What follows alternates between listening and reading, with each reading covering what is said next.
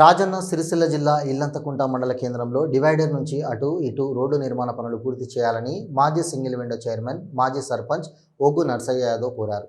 అదేవిధంగా సిద్దిపేట నుంచి ఇల్లంతకుంట వరకు 4 వరుసల రోడ్డు మంజూరు కాగా పనులు కూడా వేగవంతం చేయాలని అన్నారు. జిల్లాల నుంచి ఇల్లంతకుంట వరకు 13 కోట్లతో రోడ్డు మంజూరు కాగా అది కూడా పనులు జరగడం లేదన్నారు. పల్లె దవాఖానాలోకి వెళ్లాలంటే దారి సరిగా లేక ఇబ్బంది పడుతున్నారు కాబట్టి పల్లె దవాఖానాను వేరే చోటికి మార్చాలని అన్నారు.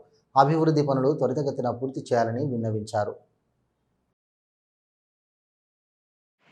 మరి ఇల్లంతకుంట మండలం అనేది మండలంలో గత కొన్ని రోజుల నుంచి రోడ్ సౌకర్యం బాగలేక ద్విచక్ర వాహనాలు కానీ, ఆటోలు కానీ, ట్రాక్టర్స్ కానీ, బస్సులు కానీ చాలా ఇబ్బంది పడుతున్నటువంటి పరిస్థితిలో చాలా పెద్ద మండలంలో పెద్ద మెయిన్ రోడ్లకే గుంతలు ఏర్పడి రాకపోకలకు ఇబ్బంది ఏర్పడుతూ మరి ఇదే రోడ్లో కూడా చిప్స్ కానీ, మెటల్ కంకర కానీ భారీ వాహనాలు నడవడం మూలంగా ఇంకా రోడ్లు పూర్తిగా అధ్వాన్నంగా మారినాయి.